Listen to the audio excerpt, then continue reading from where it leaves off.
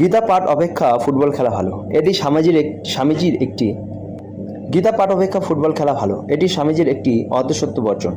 অনেক মূর্খরা বছরের পর বছর ধরে এই বাণীর অর্ধেকটা সনাতনীদের শুনিয়ে বিভ্রাট করে এসেছে। কিন্তু কথাই বলে না, মিথ্যা দিয়ে সত্যকে সাময়িকভাবে আড়াল করা গেলেও সত্যের জয় অনিবার্য। স্বামী বিবেকানন্দ ভারতীয় জীবন বেদান্তের কার্যকারিতা শীর্ষক মাদ্রাজে প্রদত্ত বক্তৃতা কি বলেছিলেন? আমাদের উপনিষদ যতই বড় হোক, অন্য জাতির সহিত তুলনায় আমাদের পূর্বপুরুষ ঋষিগণ যতই বড় হন, আমি তোমাদিগকে স্পষ্ট ভাষায় বলিতেছি, আমরা দুর্বল, অতি দুর্বল। প্রথমত আমাদের শারীরিক দৌর্বল্য। এই শারীরিক দৌর্বল্য আমাদের অন্তত 1/3 দুঃখের কারণ। আমরা অলস, আমরা কাজ করতে পারি না, আমরা একসঙ্গে মিলিতে পারি না, আমরা পরস্পরকে ভালোবাসি না, আমরা ঘোর স্বার্থপর। আমরা তিনজন একসঙ্গে মিলিলেই পরস্পরকে ঘৃণা করিয়া থাকি, ঈর্ষা করিয়া থাকি। আমাদের এখন এই অবস্থা। আমরা অতিশয় বিশৃঙ্খল, ভাবাপন্ন, ঘোর স্বার্থপর হইয়া পড়িয়াছি। শত শত শতাব্দী যাবৎ এই লইয়া বিবাদ করিতেছি, তিলক ধারণ এইভাবে করিতে হইবে, ওইভাবে। কোনো মানুষের দৃষ্টিতে আমাদের খাওয়া নষ্ট হইবে কিনা, এই ধরনের গুরুতর সমস্যার উপর বড় বড় বই লিখিতেছি।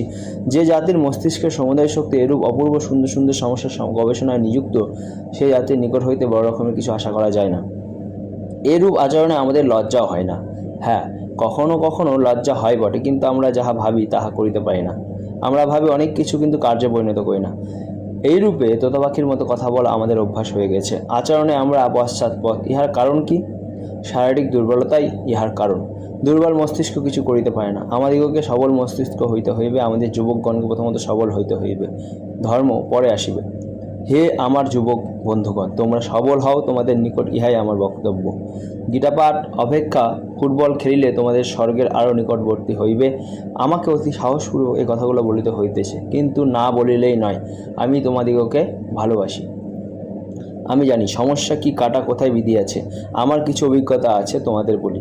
তোমাদের শরীর একটু শক্ত হইলে তোমরা গীতা আরও ভালো বুঝিবে। তোমাদের রক্ত একটু তাজা হইলে তোমরা শ্রীকৃষ্ণের মহতি প্রতিভা ও মহান বীর্য ভালো করিয়া বুঝিতে পারিবে। যখন তোমাদের শরীরে তোমাদের পায়ের উপর দৃঢ়ভাবে দণ্ডায়মান হইবে, তখন তোমরা নিজেদের মানুষ বলে অনুভব করিবে। তখনই তোমরা উপনিষদ ও আত্মার মহিমা ভালো করিয়া বুঝিবে। এইরূপে বেদান্ত আমাদের কাজে লাগাইতে হইবে। অনেক সময় লোকে আমাদের অদ্বৈত মত প্রচারে বিরক্ত হইয়া থাকে। অদ্বৈতবাদ বা অন্য কোনো বাদ প্রচার করা আমাদের উদ্দেশ্য নহে।